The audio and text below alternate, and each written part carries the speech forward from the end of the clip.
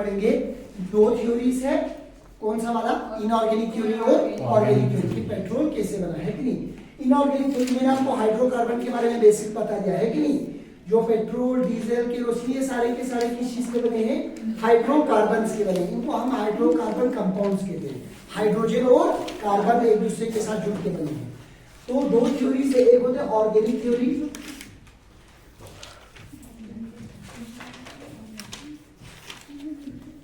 दूसरा होता है इनऑर्गेनिक थ्योरी।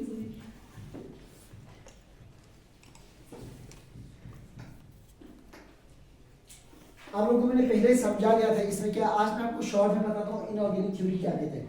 इन दोनों में से मुझे बताओ कौन सा वाला एक्सेप्ट किया है, कौन सा वाला ज्यादा सही है, लोगों ने कौन से वाले को एक्सेप्ट किया है, ऑर्गेनिक वाले को। तो पहले देखिए इनऑर्गेनिक वाला क्या कहते हैं। इनऑर्गेनिक वाला कहते हैं कि पेट्रोल के अंदर या डीजल के अंदर जो भी चीजें कि हमारे पास पेट्रोलियम प्रोडक्ट या क्रूड ऑयल के अंदर जो हाइड्रोकार्बन्स है, हाइड्रोजन कार्बन के मॉलिक्यूल्स है, उन हाइड्रोजन और कार्बन के मॉलिक्यूल्स के अंदर जो कार्बन और हाइड्रोजन है वो कहां से आया, वो ऑर्गेनिक चीजों से नहीं आया है, वो रॉक से आया है कि नहीं।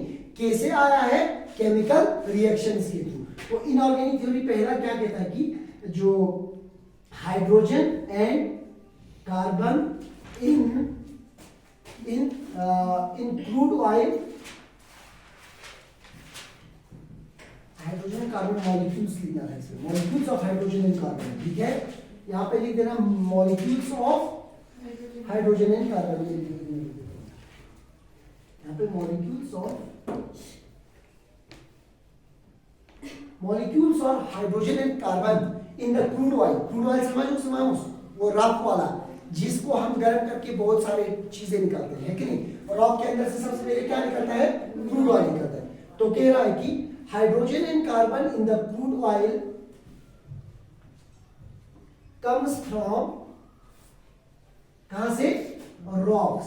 किससे आए, रॉक से आए है कि नहीं, या और अदर केमिकल्स, या other OT,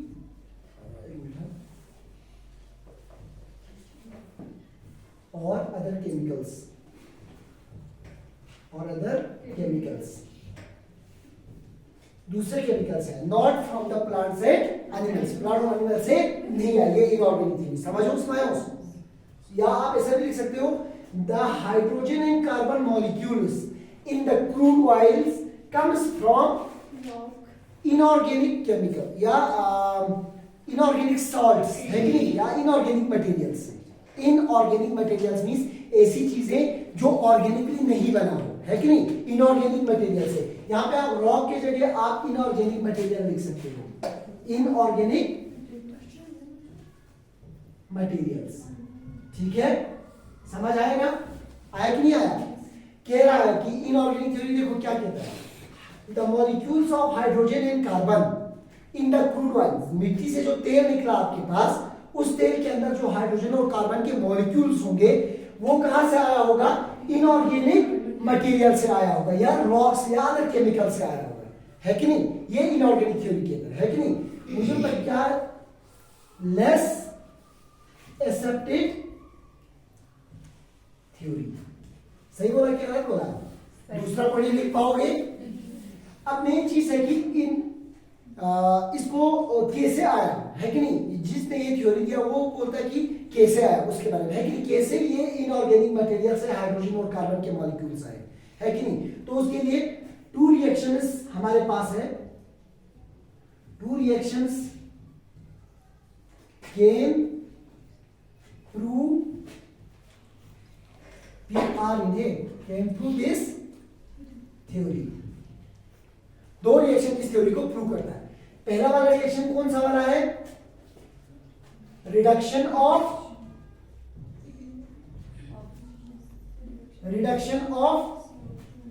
carbon dioxide. Reduction के अंदर दो चीजें होती है, सबसे पहला क्या होता है, रिमूवल ऑफ, क्या रिमूव करते हैं, रिमूवल ऑफ। याद रखना जब भी रिडक्शन होगा ऑक्सीजन को उस मॉलिक्यूल से निकाला जाएगा। जब किसी केमिकल की रिडक्शन होती है उसके अंदर से क्या निकाला जाता है, ऑक्सीजन को, रिमूवल ऑफ ऑक्सीजन। दूसरा चीज क्या होता है रिडक्शन में, एडिशन ऑफ हाइड्रोजन। समझ आया इतना? अगर हम कार्बन डाइऑक्साइड को रिड्यूस करेंगे, यानी अगर हम कार्बन डाइऑक्साइड में एक तो ऑक्सीजन को बाहर निकालेंगे, दूसरी चीज हम कार्बन डाइऑक्साइड पे हाइड्रोजन ऐड करेंगे, तो उससे हमारा कौन सा मॉलिक्यूल बनेगा? हाइड्रोजन और कार्बन के मॉलिक्यूल बनेगा, जिसको हम क्या कहते हैं? Hydrocarbon molecule. समझ आया? देखो कैसे, इसको ऊपर नहीं ले सकते, नेक्स्ट करना पड़ेगा। यहां तक समझ आया सबको? रिडक्शन का मतलब समझ आया? अब हम देखेंगे रिडक्शन में रिएक्शन कैसा होता है। देखो इसके बाद नेक्स्ट वाला पॉइंट आपको ये बुक में नहीं लिखना है, ठीक है?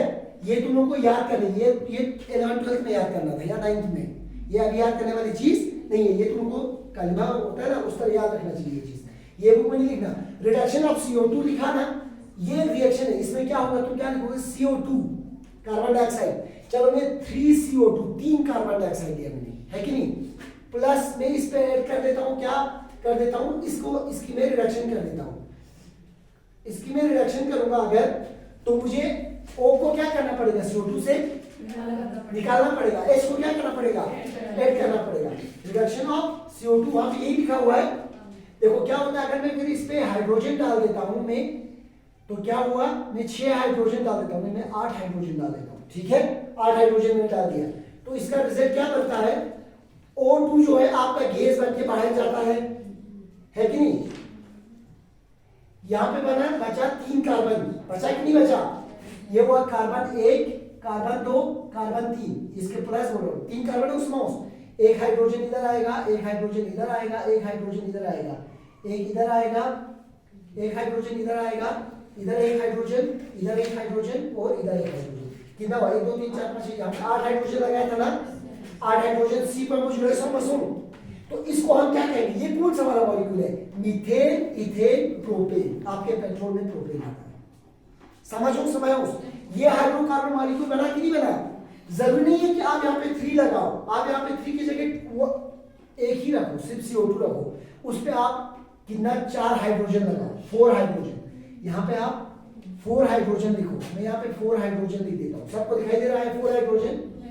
तो क्या बनता है कि O2 तो गैस बन के ऊपर चला जाएगा, वहां पे बचा एक कार्बन, यहाँ पे हाइड्रोजन कितने हैं? एक कार्बन, और 4 हाइड्रोजन से क्या बनता है? मीथेन। ये हाइड्रोकार्बन मॉलिक्यूल बना कि नहीं बना? बना कि नहीं बना? ये एक तरह पेट्रोल है कि नहीं है? ये क्रूड पेट्रोलियम, पेट्रोल मैंने वो गाड़ी में डालने वाले तेल की बात नहीं कर रहा हूँ, पेट्रोलियम प्रोडक्ट की मैं बात कर रहा हूँ, है कि नहीं? जो भी चीज क्रूड ऑयल से निकलता है उन सबको हम पेट्रोल बोलते हैं। जो भी चीज आपका वेस्लिन भी एक तरह का पेट्रोलियम प्रोडक्ट है, आपका ग्रीस, केरोसिन ऑयल भी पेट्रोलियम प्रोडक्ट है। हमारे इंडिया में क्या बोलते हैं कि जो गाड़ी में डालने वाला तेल होता है ना, उसको पेट्रोल बोलता है। अमेरिका में जाओगे तो उसको गैसोलीन कहते हैं। क्या कहते हैं? Gasoline, GASOLIN।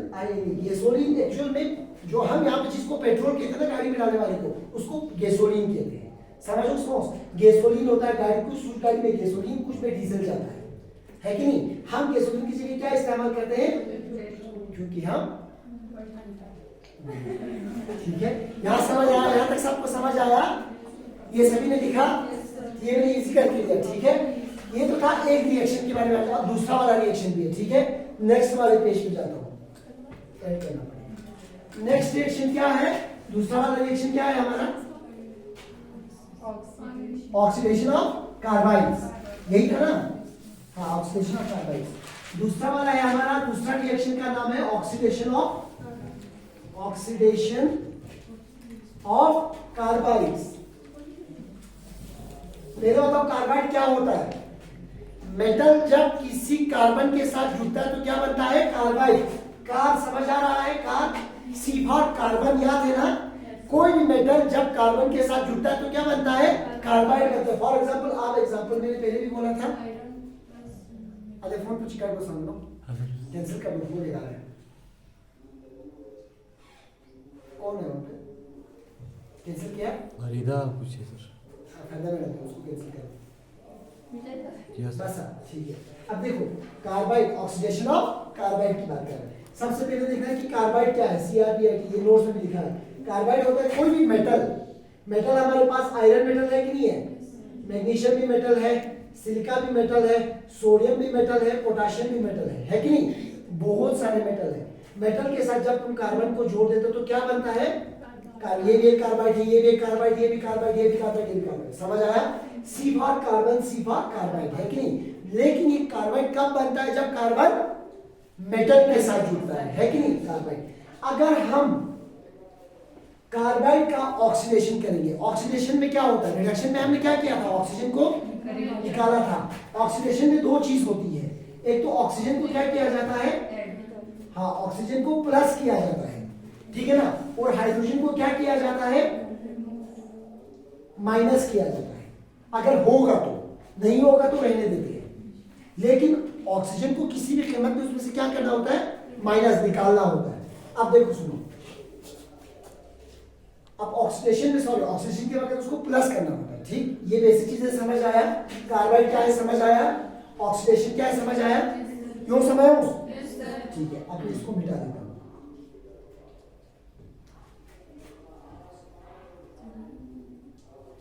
इसको मैं दोबारा लिखता हूं, इसको भी मैं दोबारा करता हूं, ठीक है? Oxidation of carbide, CRBA DES है ना, कार्बाइड्स, ठीक है? देखो मैं फॉर एग्जांपल एक कार्बाइड लूंगा, मैं लूंगा फॉर एग्जांपल Mg और C लूंगा, ठीक है? ये क्या मेटल और कार्बन का है कि नहीं? मैं इसका क्या करता हूँ? इसकी ऑक्सीडेशन करता हूँ, यानी इसमें क्या ऐड करूंगा? ऑक्सीजन को, है ना, ऑक्सीडेशन में। तो फिर क्या होगा? मेटल की एक खासियत देखो, सुनो, एक होती है मेटल, इधर सुनना, एक होती है मेटल, दूसरी होती है नॉन मेटल। मेटल क्या करता है कि इलेक्ट्रॉन को देना पसंद करता है, छोड़ना पसंद करता है। नॉन मेटल इलेक्ट्रॉन को क्या करना पड़ता है? अगर मेटल अपने इलेक्ट्रॉन को दे देंगे तो उसका चार्ज क्या होगा? अगर नॉन मेटल इलेक्ट्रॉन को एक्सेप्ट करेगा तो उसके बाद इलेक्ट्रॉन का चार्ज, इलेक्ट्रॉन तो नेगेटिव होता है, बहुत सारा इलेक्ट्रॉन होगा तो नॉन मेटल का चार्ज क्या हो जाता है? नेगेटिव होता है। समझ आया कि नहीं आया? अब देखो क्या होगा, ये ऑक्सीजन नॉन मेटल है। अगर पीरियोडिक टेबल में तुम देखोगे ऑक्सीजन क्या है? एक नॉन मेटल है, याद रखना। इसका भी नेगेटिव चार्ज है, कार्बन भी नेगेटिव है, ठीक? समझो? मैग्नीशियम पे क्या चार्ज होगा? वो मेटल है तो पॉजिटिव होता है। अब क्या होगा कि ये पॉजिटिव को ये नेगेटिव को पॉजिटिव अट्रैक्ट करेगा कि नहीं करेगा? है कि नहीं? तो MgO बनेगा कि नहीं बनेगा? अच्छा, oxidation of carbon bye H2O है ना, ऑक्सीडेशन बाय H2O है ना, वहां पर लिखा हुआ है। दूसरे रिएक्शन में क्या लिखा हुआ था? अरे यार, ऑक्सीडेशन बाय H2O है, ये रिएक्शन गलत हो जाएगा। Oxidation of carbide bye H2O है, वहां पे H2O लिखा हुआ है। तुम लोग देखो जरा, किसी के पास है? तुम लोग, मैं देखता हूँ, उसको थोड़ा पॉज करना, इसे पॉज करना। यहाँ पे क्या है भाई? H2O है, ठीक है? हाई देखो, oxidation of carbide bye H2O, यानी हमें कार्बाइड को H2O के साथ रिएक्शन कराना है। मैं इसको फिर से यहाँ पे लिख देता हूँ, मुझे ठीक से समझाना है इसमें रिएक्शन कैसे होगा वो वाला। अब देखो, चलो हम FeO वाला ही ले लेते हैं, FeC, ठीक है? मेटल कार्बाइड है कि नहीं? मेटल कार्बाइड है, प्लस में क्या कर देता हूँ? H2O लगा देता हूँ। मैंने आपको बोला नेगेटिव चार्ज पॉजिटिव चार्ज के साथ अट्रैक्ट होता है, समझ आया? क्योंकि वो अनलाइक चार्ज है। और मैंने आपको दो चीजें बताई, नॉन मेटल्स पे हमेशा नेगेटिव चार्ज होती है ज्यादा, मेटल्स पे क्या होती है? पॉजिटिव चार्ज होती है। Fe पे पॉजिटिव है, ठीक है ना? C पे नेगेटिव है, H पे पॉजिटिव है, इस पे क्या है? नेगेटिव है, ठीक है? अब क्या होगा देखो, अभी ये रिएक्शन अगर हम देखेंगे तो Fe पॉजिटिव है तो इसके नेगेटिव पे अट्रैक्ट करेगा, है कि नहीं? इसका Fe इसकी O पे अट्रैक्ट करेगा और FeO बनाएगा, आयरन ऑक्साइड बना। समझ आया कि नहीं आया? दूसरा है ये H किसके साथ जुड़ेगा? क्योंकि ये पॉजिटिव है, पॉजिटिव किसको अट्रैक्ट करेगा? नेगेटिव वाले को। यहाँ पे प्लस क्या आएगा? C और H, लेकिन हम यहाँ पे 4 लगा सकते हैं, है कि नहीं? यहाँ हम 2 लगाएंगे, यहाँ पे 2H2 है या 2H2, 2 वाटर के मॉलिक्यूल्स है, 2H2 2H आया कि नहीं आया? तो यहाँ पे 2 2 4 हुआ ना, 4 हो जाता तो यहाँ पे CH4 बनेगा, ठीक है? समझ आया कि नहीं आया? बैलेंस कर लेना, ये आइडिया को समझ के यूज दे। बैलेंस तुम लोग खुद कर लेना, टाइम नहीं तो 10th क्लास की केमिकल रिएक्शन हमने चैप्टर में 10th क्लास की केमिस्ट्री में वहां से देखना, वहां पे सिखाया गया है, वो समझ, वहां पे बैलेंस करना ठीक से सिखाया, यही वाला आएगा, ठीक है ना? 2 2 4 होता है, 4 हाइड्रोजन आया और यहाँ से कार्बन आया, ये कौन सा वाला केस बना है? मीथेन बना कि नहीं बना? अगर यहाँ पे 3 होता तो यहाँ पे 3HO होता, यहाँ पे C3H कितना होता, 6 C3H मैं बताता हूँ, इसका केमिकल फॉर्मूला है CH into CN CnH2n+2 CnH2n+2 ऐसा कुछ इसका फॉर्मूला है वो सब। तो CnH2n+2 इसका फॉर्मूला मैं भूल गया हूँ, इसका 10th क्लास में उसमें दिया हुआ है वो सब, तुम लोग वहाँ से देख लेना, आपके इनका इतना टफ नहीं है, छोटा सा है। चलो ओवरऑल आइडिया समझ नहीं हो, ये रिएक्शन लिख के दे दो, हो गया खत्म, समझ लो उसको। अब बात है कि चलो भाई ठीक है भाई, प्रूव करने के लिए 2 रिएक्शन दिए, लेकिन ये रिएक्शन कहाँ पे होती, अब ये फेल क्यों हुआ, लोगों ने इसको एक्सेप्ट क्यों नहीं किया? 2 रीजन थे एक्सेप्ट नहीं करने का, 2 रीजन। चलो हम एक रीजन मान लेते हैं। अब हम बात करेंगे इसको एक्सेप्ट, सर अगर रिएक्शन देके सही था, अगर लोगों ने प्रूव किया तो इसको माना क्यों नहीं, है कि नहीं? पहला इसके लिमिटेशंस की बात करेंगे कि क्यों नहीं माना, लिमिटेशंस में क्यों फेल हुआ, है कि नहीं? तो एक लिमिटेशन की अगर हम बात करेंगे, इसमें क्या हुआ कि वो लोग इस रिएक्शन को लेबोरेटरी में नहीं कर पाए, है कि नहीं? मेटल का जो ऑक्सीडेशन H2O से मेटल कार्बाइड की ऑक्सीडेशन की, वो हाई टेम्परेचर और हाई प्रेशर पे होता है। हजारों टेम्परेचर चाहे 1000 डिग्री सेल्सियस का और 1000 डिग्री सेल्सियस का उनको प्रेशर चाहिए, उतना हम लेबोरेटरी में नहीं बना सकते, है कि नहीं? और आसपास भी कहीं होते हुए हमें दिखाई नहीं दिया इस तरह का, तो इसीलिए फेल हुआ। Reactions reactions cannot perform it। ये रिएक्शन उसने बोला, उन्होंने क्या किया, उन्होंने रिएक्शन को करके नहीं दिखाया, उन्होंने थ्योरेटिकली रिएक्शन को समझाया। वो सब थ्योरेटिकली तो ठीक है भाई, ट्रू है, बट जब हम रियल में जब वो करने को आते हैं वो चीज, वो पॉसिबल नहीं है, वो रिएक्शन रियलिटी में पॉसिबल नहीं है। दिखने में हमें लगता है कि हाँ ये रिएक्शन हो के सकता है, मीथेन बन सकता है, लेकिन वो बन नहीं सकता, वो रिएक्शन इम्पॉसिबल है। Reaction can not perform it, therefore performed in laboratories। ठीक है, लेबोरेटरीज में ये रिएक्शन नहीं किया जा सका, ठीक है, क्योंकि ये रिएक्शन करने के लिए क्या चाहिए था, हाई टेम्परेचर हाई प्रेशर चाहिए था, ठीक है ना? Theoretically the theory was true, है कि नहीं? बट इन रियलिटी ये रिएक्शन हमें ऐसा लगता है कि हाँ ये हो सकता है, बट रियलिटी में ये रिएक्शन होना इम्पॉसिबल है, ठीक है? ये रिएक्शन रियलिटी में होना इम्पॉसिबल है। तो इसका दूसरा वाला लिमिटेशन क्या था, हमें पेट्रोल के अंदर जितने भी कार्बन और हाइड्रोजन के मॉलिक्यूल्स मिले, ठीक है ना, वो सारे के सारे क्या था, लेबोरेटरी द हाइड्रोकार्बन मॉलिक्यूल्स, लिखो ये लिखो, द हाइड्रो, ये वाला बेटा, द हाइड्रोकार्बन मॉलिक्यूल, दूसरा वाला क्यों मैं लोगों को बता रहा हूं, the hydrocarbon molecules in crude oil are laboratory. Laboratory का मतलब जब उन पे हम लाइट लगाएंगे, वो लाइट को राइट साइड की तरफ बेंड कर देता है, समझ आया? और ये सिर्फ ऑर्गेनिक मॉलिक्यूल्स कर सकते हैं, इनऑर्गेनिक मॉलिक्यूल्स ऐसा नहीं करता। इनऑर्गेनिक मॉलिक्यूल्स पे तुम अगर सीधा लाइट लगाओगे वो सीधे निकल जाएगा, है कि नहीं? लेकिन जो तेल से जो मॉलिक्यूल्स है वो राइट की तरफ बेंड कर रहा था। ये सबसे बड़ा पॉइंट था ये प्रूव करने के लिए कि पेट्रोल ऑर्गेनिक थ्योरी से बना है, समझो है कि नहीं? ये पेट्रोल के जो मॉलिक्यूल्स थे उसने सारे के सारे लाइट को सीधे जाने नहीं दिया, इनऑर्गेनिक होता तो सीधे जाने देता था, है कि नहीं? उसने क्या किया, उसको इस तरह बेंड कर दिया लेफ्ट साइड राइट साइड की तरफ, तो इसीलिए वो ये समझ आया। Hydrocarbon molecules hydrocarbon in the crude oil are laboratory. Laboratory, rotate means क्या होता है, हाँ ठीक है, लेबोरेटरी मींस राइट साइड की तरफ मोड़ देना, ठीक है? डेक्स्ट्रोरोटेटरी किस तरह होता है, लेफ्ट साइड, ठीक है? समझ आया कि नहीं आया? वो देख लेना, ये लेबोरेटरी वाला, ठीक है? ये था हमारा इनऑर्गेनिक थ्योरी के बारे में, ठीक? अब परसों मैंने ऑर्गेनिक थ्योरी के बारे में बताया था, लेकिन ऊपर से बताया, आज जो बताने वालों दिमाग फट जाएगा, ठीक है? उसको आप ध्यान से सुनो। अंदर की बात बताऊं ना पेट्रोल का, ठीक है? तुम्हारी बॉडी से भी सभी ने बायोलॉजिकल ऑक्सीजन डिमांड के बारे में सुना है कि नहीं सुना, पहले ये बताओ। तुम बॉडी सॉल्जी है ना सभी का, बताओ बायोलॉजिकल ऑक्सीजन डिमांड के बारे में सुना है कि नहीं सुना? ग्रेजुएट होने वाले नहीं सुना है?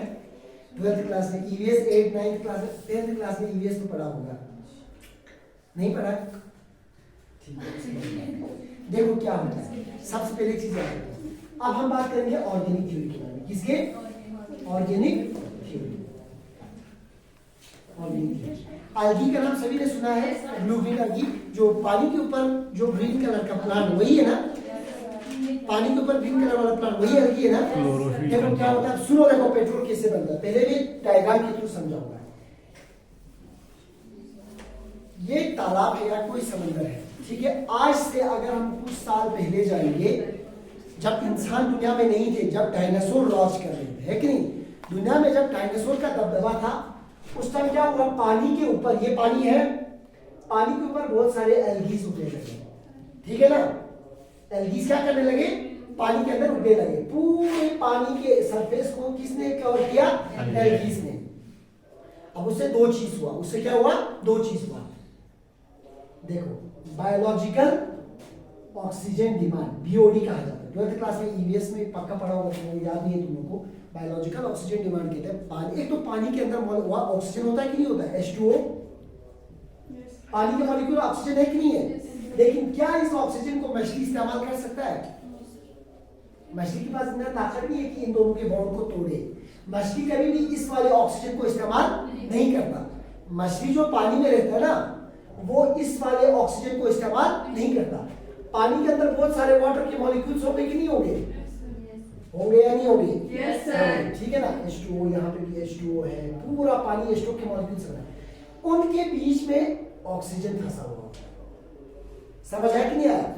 मछली इस ऑक्सीजन को खाती है, इस्तेमाल करता है, ये वाला ऑक्सीजन नहीं इस्तेमाल करता। ये वाला ऑक्सीजन जो मॉलिक्यूल में हाइड्रोजन के साथ बॉन्ड बना के बैठा है, उसको मछली इस्तेमाल नहीं करता। जो मॉलिक्यूल्स के बीच में जो हाइड्रोजन फंसा हुआ है, उसको इस्तेमाल करता है। ये हाइड्रोजन पानी के बीच में कहां से आया? एटमॉस्फेयर से। समझ आया कि क्या? याद रखा, तुम लोगों ने एक्वेरियम देखा है जिसमें मछली रखा होता है, उसमें पानी लगातार चलता रहता है। अगर उस पानी को 5 मिनट के लिए रोक दिया जाए ना, वो मछली सब मर जाएंगे। क्यों? ऑक्सीजन मिला वो पानी जब चलता रहता है ना, तो एटमॉस्फेयर से ऑक्सीजन उसके अंदर डिसॉल्व हो जाता है, मॉलिक्यूल्स के बीच में इस तरह ऑक्सीजन आ जाता है। समझ आया कि नहीं आया? ये आया समझ में? अब अगर पानी को ऊपर से पूरा कवर करेगा एल्गी, तो नीचे जो मछली है उनको ऑक्सीजन मिलेगा क्या? क्योंकि एटमॉस्फेयर और पानी के बीच में पूरा एल्गी आया। अब एटमॉस्फेयर से कोई भी ऑक्सीजन पानी में डिसॉल्व नहीं हो रहा है, सारा का सारा मछली मर के नीचे आएगा कि नहीं आएगा? आएगा या नहीं आएगा? कुछ टाइम के बाद अब ये एल्गी ऐसा तो नहीं कि जिंदगी भर ये वो है भी रहेगा, सड़ेगा कि नहीं सड़ेगा? इसका भी कोई लाइफ टाइम होता है। ये क्या होता है कि इसके ऊपर नए एल्गी आने लगते हैं, ये पुराने वाला एल्गी नीचे आ जाता है। आएगा कि नहीं आएगा? आएगा या नहीं आएगा? तो नीचे सबसे पहले मछली का लेयर बना, है कि नहीं? फिर एल्गी का एक लेयर बना, क्योंकि जो एल्गी जो मर चुका होगा एल्गी वो नीचे जाएगा समंदर के नीचे। फिर और एल्गी मछली आए, इस पे पूरे सेडिमेंट्स के लेयर बनेंगे कि नहीं बनेंगे? बनेगा कि नहीं बनेगा? टाइम के साथ साथ ये नीचे जाएगा कि नहीं जाएगा? प्रेशर बढ़ने की वजह से हाँ नीचे जाएगा। प्रेशर बढ़ रहा है तो टेम्परेचर बढ़ेगा कि नहीं बढ़ेगा? और ये सड़ेंगे कि नहीं सड़ेंगे, मुझे ये बताओ। Yes sir. सड़ेगा, सड़ के छोटे छोटे हिस्से होंगे कि नहीं होंगे? Yes sir. अब आपके सिलेबस में एक चीज लिखा हुआ है, मेसरल्स, MECERALS, मेसरल्स लिखा हुआ है। जो छोटे छोटे टुकड़े बने, चाहे मछली का हो या चाहे प्लांट्स का हो, वो जो छोटे छोटे टुकड़े, उनको हम क्या कहते हैं? मेसरल्स। समझ आया? मेसरल्स मेसरल्स प्लांट भी हो सकता है, एनिमल मेसरल्स भी हो सकता है। ठीक है, प्लांट के एक करके तुम जैसे हमारे बॉडी की चीज का बना है, सेल का, छोटे छोटे हिस्से, ये भी समझ लो तुम प्लांट और एनिमल के सेल्स छोटे छोटे हैं। ये सड़ेगा तो सेडिमेंट्स के बीच में फंस के रह जाएगा। फिर क्या होता है कि और भी ऊपर से लगातार एल्गी आ रहा है, मछलियां आ रही, ये लगातार नीचे जाएगा कि नहीं जाएगा? जाएगा कि नहीं जाएगा? जैसे जैसे ये नीचे जाता है टेम्परेचर और इंक्रीज होता है, प्रेशर भी और इंक्रीज होता है। एक समय आता है वो मिनरल्स केरोजन में कन्वर्ट हो जाती है। केरोजन के बारे में मैंने परसों बताया था। केरोजन एक ऐसी चीज है, सुनो जाए, तुम लोगों ने देखा होगा एक चीज, हम सब घर में गाय, हर किसी के घर में है गाय, है ना? वो गोबर, गाय जो गोबर देती है, टाइम के साथ साथ वो मैन्यूअर में कन्वर्ट हो जाती है कि नहीं? फिर हम उसको बाहर निकाल के खेत में डाल देते हैं। फिर जब उस पर धूप पड़ती है तो उसके अंदर से सारे गैस, मिनरल, न्यूट्रन सब की सब बाहर जाती है कि नहीं? समझ लो ये वही मैन्यूअर है गोबर वाला, ठीक है ना? क्या होता है कि ये जो मिश्रण किस में कन्वर्ट हो जाएगा? केरोजन में। किस में? केरोजन में कन्वर्ट हो जाएगा। केरोजन यानी वो मैन्यूअर में कन्वर्ट हो गया, गोबर मैन्यूअर में कन्वर्ट हो गया। गोबर किस में कन्वर्ट हो गया? मैन्यूअर में। फिर हम उसमें थोड़ा सा पानी लगाते हैं, सीड लगाने से उसमें से प्लांट उगता है कि नहीं उगता है? उगता है कि नहीं उगता है यार? क्या जोर से बोलना। हाँ, समझ आया कि नहीं आया? ऐसे ही तो गोबर को उधर खेत में डाल दो तो ऐसे ही उग जाता है क्या? है कि नहीं? उसको पहले क्या रखना पड़ता है कि पर जमा करके सारे न्यूट्रिएंट उसके अंदर ठीक से पक जाता है, फिर इसके बाद हम उसको उठा के खेत में डाल देते तो प्लांट उस न्यूट्रिएंट को खींच लेता है। समझ आया? तब जाके वो प्लांट होता है। तो क्या हुआ कि मिश्रण किस में कन्वर्ट हो जाता है? केरोजन में, ठीक है? फिर यही केरोजन जैसे जैसे टेम्परेचर बढ़ता है, सबसे पहले केरोजन से ऑयल निकलेगा और टेम्परेचर बढ़ेगा तो गैस निकलेगा। समझ आया कि नहीं आया? हाँ, समझ आया कि नहीं आया? सबसे पहले मछली और ये मरा कैसे, समझ आया कि नहीं आया? मछलियां कैसे मरी? एल्गी तो उम्र के साथ वो तो सड़ जाएगा, जैसे प्लांट मर जाता है। मरने के बाद वो तालाब के नीचे वाले हिस्से में जाएगा, है कि नहीं? अब वो सड़ भी नहीं सकते, डिकम्पोज नहीं हो सकते। क्यों? क्योंकि तालाब के नीचे वाले हिस्से में ऑक्सीजन ज्यादा नहीं होती है। समझ आया कि नहीं आया? यहाँ पे ऑक्सीजन देखो, इस वाले एरिया में तो ऑक्सीजन एल्गी नहीं होता तो हो सकता था, नीचे वाले ऑक्सीजन इतना नीचे तक डिसॉल्व नहीं होता, ऊपर वाले हिस्से में ऑक्सीजन होता है। अगर तुम पानी में जाओगे, जितना तुम समंदर के नीचे जाओगे, नीचे कम से कम मछली रहती है। क्यों? क्योंकि पानी के मॉलिक्यूल्स के बीच में ऑक्सीजन वहां पे नहीं है। नीचे ऑक्सीजन नहीं है तो ऑक्सीजन के बगैर डिकम्पोजिशन नहीं होती, सिर्फ टुकड़े टुकड़े होके रह जाएंगे। उन टुकड़ों को हम क्या कहते हैं? मिश्रल्स। वो मिश्रण प्लांट्स के भी हो सकते हैं, वो मिश्रण एनिमल्स के भी हो सकते हैं। समझ आया? फिर जब उन मिश्रल्स को सुनो, जब मिश्रल्स की टेम्परेचर बढ़ती है तो उन मिश्रण से सबसे पहले क्या निकलती है? और टेम्परेचर बढ़ेगा तो उसमें से क्या निकलेगा? तेल। समझ आया कि नहीं आया? हाँ, तो ये था हमारा ऑर्गेनिक थ्योरी का, मैं डायग्राम के थ्रू समझाया। अब हम उसको लिखना क्या है उसके बारे में समझेंगे, ठीक है? रिटिंग के बारे में मैं इसको मिटाऊं। तो बताओ ऑर्गेनिक थ्योरी क्या कहते हैं? ऑर्गेनिक थ्योरी कहता है, सुनो देखो, organic theory molecules of hydrogen and carbon in crude oil लिखा comes from, कहां से आया? plants, dead plant, from dead plants से मरे हुए प्लांट्स और एनिमल से, फ्रॉम या ऑर्गेनिक मैटर से, from organic matter means plant और एनिमल से, ठीक है? डेड प्लांट्स से, फ्रॉम ऑर्गेनिक मैटर और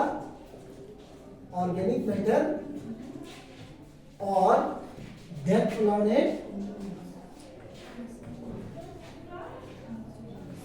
डेड प्लांट्स से एनिमल्स।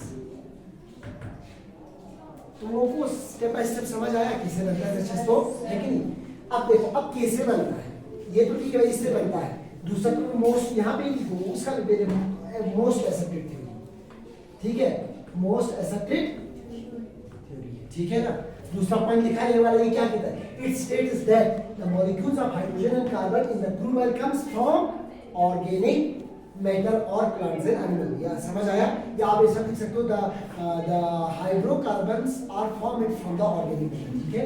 ये चीज समझ आया? ये निकल गया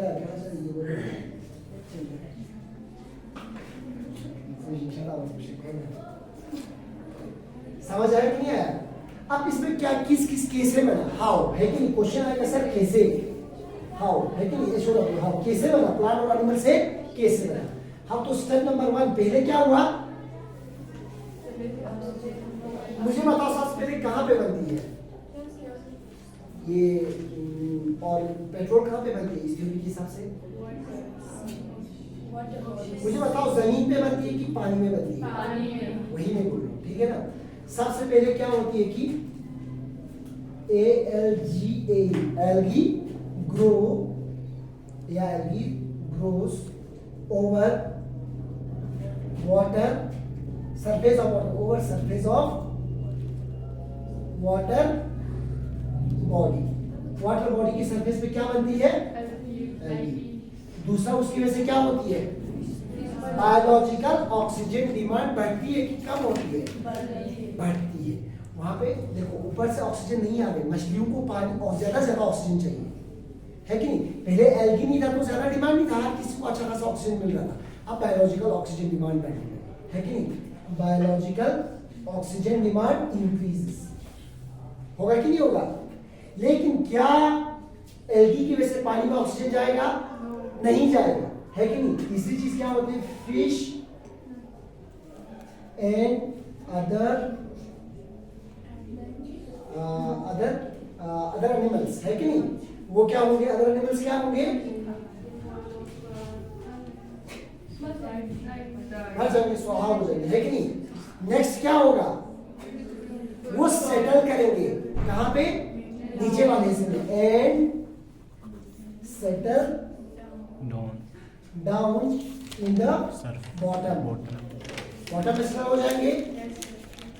चौथी चीज, अब देखो कुछ और चीजें भी होती हैं। तुम लोगों ने देखा है तो स्पोर का नाम सुना है, पोलन का नाम सुना है कि नहीं? वो हवा में चलता रहता है। स्पोर आएगा पानी के ऊपर बैठेगा, अब वो भी तो पानी के नीचे टाइम के साथ नीचे जा सकती है ना, है कि नहीं? आज से जब डायनासोर का जमाना था उस टाइम क्या था? दुनिया में बहुत ज्यादा प्लांट्स था। क्या था? बहुत ज्यादा प्लांट्स था, है कि नहीं? प्लांट्स थे, सॉरी। तो बहुत ज्यादा प्लांट्स थे, तो उस प्लांट से जो स्पोर्स और पोलन आ रहे थे वो पानी में आ रहे थे, है कि नहीं? हवा की वजह से, पानी की वजह से वो भी नीचे डूबेगा कि नहीं डूबेगा टाइम के साथ? फिर क्या होगा कि नेक्स्ट क्या होगा? वो settle down in the bottom हो जाएगा ना। नेक्स्ट हम इधर लिखेंगे, पांचवा लिखेंगे, विथ टाइम के साथ साथ जो एल्गी था, है कि नहीं, वो क्या करेगा? वो भी डाई होगा और क्या हो जाएगा? सिंक डाउन, नीचे चला जाएगा। मरेगा तो एल्गी भी नीचे जाएगा ना, वहां पे फिर से नई एल्गी आएगी, फिर से फिश मरेंगे, वो फिश नीचे आएंगे, फिर एल्गी भी। इसी तरह उस वाटर बॉडी के अंदर डिफरेंट एल्गी और ऑर्गेनिक मैटर के लेयर, फिश के लेयर बनेंगे कि नहीं बनेंगे? बनेंगे कि नहीं बनेंगे? है कि देखो ना, पहले फिश था, मर गया एल्गी की वजह से, फिर एल्गी भी मर गया, फिर से फिश उग गया उसमें, फिर से एल्गी आया, फिश मरा, उसके ऊपर एल्गी, फिश एल्गी के लेयर बनेंगे कि नहीं बनेंगे? इस तरह के लेयर बनते हैं। विद टाइम के साथ एल्गी डाई होगा और नीचे चला जाएगा, एंड सिंक्स डाउन, ठीक है ना? वो नीचे चला जाएगा। फिर छठा क्या होगा? एस प्रेशर इंक्रीज, जैसे जैसे प्रेशर इंक्रीज होती है, एंड टेम्परेचर इंक्रीज, किसके साथ? With depth. अब डेप्थ होगा, वो नीचे चला जाएगा सिंक होने की वजह से, टेम्परेचर बढ़ेगा, प्रेशर बढ़ेगा, तो क्या होगा? एल्गी एंड जो एनिमल्स के जो एंड एनिमल्स बॉडीज, उसकी बॉडीज को क्या होगी? ब्रेक डाउन होगी। उनकी क्या होगी? ब्रेक डाउन इनटू किस चीज में? Small particles. उनको हम क्या कहेंगे? स्मॉल पार्टिकल्स का मिसरल्स। मिसरल कई टाइप के होते हैं, तो एक प्लांट के मिसरल्स होते हैं, स्पोर्स के मिसरल होते हैं, ठीक है ना? जो लिविंग थिंग्स के मिसरल अलग होते हैं, वो सब अलग अलग मिसरल्स होते हैं। मिसरल ये कोल वाले में है ना, मिसरल वाला, वहाँ कोल में भी आपको कहा जाए, कोल भी ऑर्गेनिक थ्योरी से बना है। या अगर कोई बोलेगा कोल किससे बना है, पेट्रोल किससे, दोनों की ऑर्गेनिक थ्योरी है, ठीक है? एक डायग्राम है, वो डायग्राम मैं कल दिखाऊंगा। उस डायग्राम को जब तुम देखोगे तो पता चलेगा कोल और वो दोनों किस तरह बना है, ठीक है? वो साइंटिफिकली प्रूव है। मिसरल्स, MACERALS, उससे क्या बनेंगे? मिसरल्स। सातवां point, with further with further increase in depth, जैसे जैसे और डेप्थ इंक्रीज होगा, temperature also increase and pressure also increase. Temperature pressure फिर से इंक्रीज होगा, ठीक है ना? लास्ट वाला स्टेप लिखो।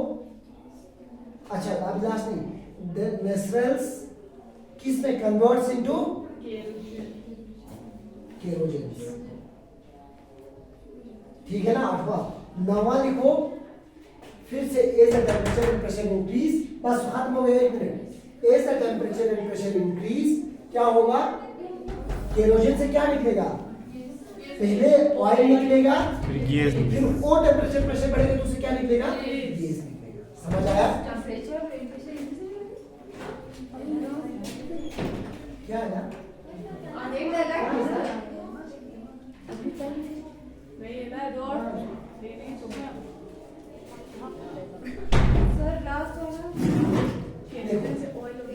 देखो फिर से with increasing temperature and pressure, as the temperature and pressure increases with that, केरोजन converts into, first केरोजन से क्या निकलेगा, ऑयल, फिर केरोजन से क्या निकलेगा, गैस निकलेगा। सबसे पहले याद रखना, पहले क्या निकलता है 2 से 4 किलोमीटर के डेप्थ पे, जब 5 से 6 किलोमीटर के डेप्थ पे तो उससे क्या निकलता है, गैस निकलता है। समझ आया। आपको ये नहीं बोला कि पहले गैस निकला कि पहले ऑयल निकला, तो कौन इसमें से कौन सा वाला निकलेगा, पहले याद रखना पहले ऑयल निकलता है। ये समझ आया सबको, स्टेप बाय स्टेप लिख पाओगे। उसमें भी अगर तुमको ये इजी हुआ तो ठीक है, नहीं तो नोट्स में तो ऑलरेडी दिया हुआ है कि नहीं, नोट्स वाला भी तुम चिपका के आओ तो समझ में आ जाएगा। ठीक है, समझ आया। अब इसको प्रूव कैसे करेंगे, प्रूव करने के लिए क्या करेंगे, इसको ये थ्योरी कैसे पता चलेगा ये प्रूव है। हाँ वो क्या किया, जब हाँ वही जो मैंने पहले बोला लेबोरेटरी वाला, हमने क्या किया, एक मॉलिक्यूल लिया, उस पे पोलराइज्ड लाइट लगा, पोलराइज्ड उस लाइट को कहते हैं जो सिर्फ जैसे नॉर्मल लाइट हर डायरेक्शन में जाता है और जो एक ही डायरेक्शन में जाता है, पोलराइज्ड लाइट को वो लेफ्ट में रोटेट करेगा, ठीक है, सॉरी राइट में, है कि नहीं, तो उससे ये प्रूव हो जाता है। और भी कई सारे तरीके हैं। तो यहाँ तक समझ आया सबको। अब जरा सिलेबस निकालो एक मिनट के लिए। मेरा मोबाइल कहाँ है यार,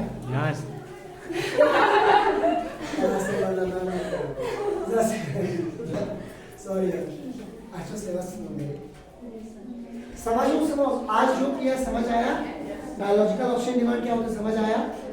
ये अभी भी हो रहा है, वो हमारा जहाँ पे तालाब वगैरह में एल्गी होगा ना, उसके नीचे कोई भी ऑर्गेनिज्म जिंदा नहीं रह सकता, क्योंकि वहाँ ऑक्सीजन। अच्छा मुझे बताओ एक चीज बताओ तुम लोगों को, प्लांट ये सब कल मैं देखूंगा, प्लांट क्या किस चीज को इनहेल करता है और किस कौन सी गैस को एक्सहेल करता है। सब पहले तुम लोग